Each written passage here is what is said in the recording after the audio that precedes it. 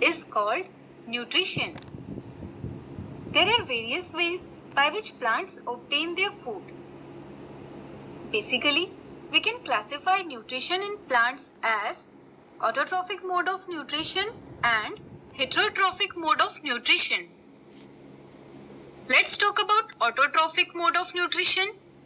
Green plants absorb carbon dioxide from air and water from soil. With the help of sunlight and chlorophyll, they convert these materials into food. This process is called photosynthesis. That means green plants have ability to prepare food for themselves. Such plants are called autotrophs. The kind of nutrition in which an organism prepares its own food is called autotrophic mode of nutrition.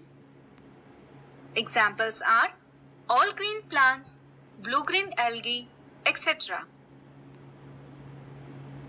Now, let's talk about heterotrophic mode of nutrition.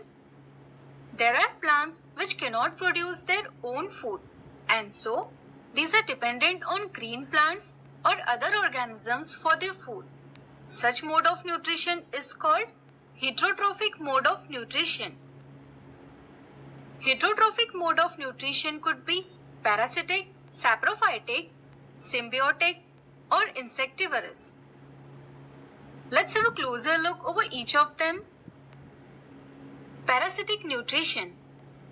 Some plants like Cuscuta, locally called amarpale, grows over other plant and obtain nutrients from it. Such plant is called parasite. And the plant over which it grows and obtain nutrients is called host. Such mode of nutrition in which organism obtain nutrient from other organism's body is called as parasitic mode of nutrition. Other examples of parasitic plants are copse flower, Rafflesia, etc. Saprophytic nutrition. Some plants, such as mushroom, secrete digestive juices on dead part of the plant or animal so as to convert it into simple substances in solution form. They absorb nutrients from the solution so formed. Such mode of nutrition in which organism obtain nutrients from dead and decaying organic substances is called saprophytic mode of nutrition. And the organism which have this mode of nutrition are called saprotrophs. Other examples are bread mold, also known as rhizopus, mucor or pin mold. Often, food like pickle and materials like leather get spoiled because of saprophytes such as fungi. Symbiotic nutrition. There are some organisms which live together like friends. They share shelter and food. In science, we call such relationship as symbiotic relationship. For example, Rhizobium bacteria and leguminous plants such as peas, moong, beans, etc.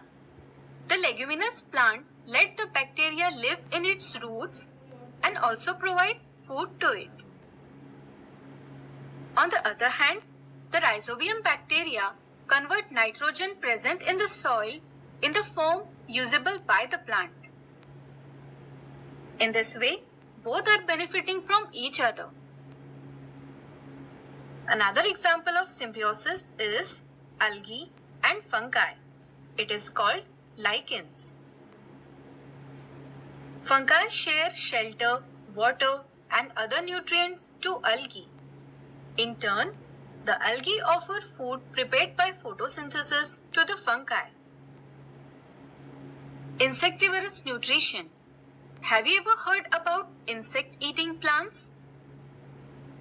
Yes, it is true that some plants like Venus flytrap, pitcher plant can eat insects. They are colorful to attract insects towards them. Part of their body, such as leaves, are modified into trap organs such as pitcher, which helps for catching the insects.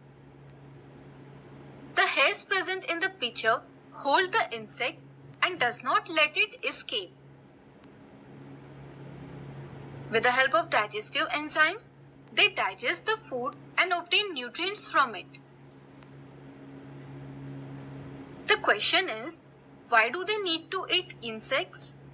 Well, the reason is quite simple. There is need of conversion of complex matter in the form which can be used by plants. The job is done by bacteria such as Rhizobium. The process of conversion of complex nitrogenous matter into simple forms such as ammonia that can be used by plants is called nitrogen fixation or nitrification. Because of acidic soil, the process could not be completed. In such case, the plants search for other sources of food, which is nothing but the insects. So I hope you got good knowledge of the topic. Thanks for watching this video.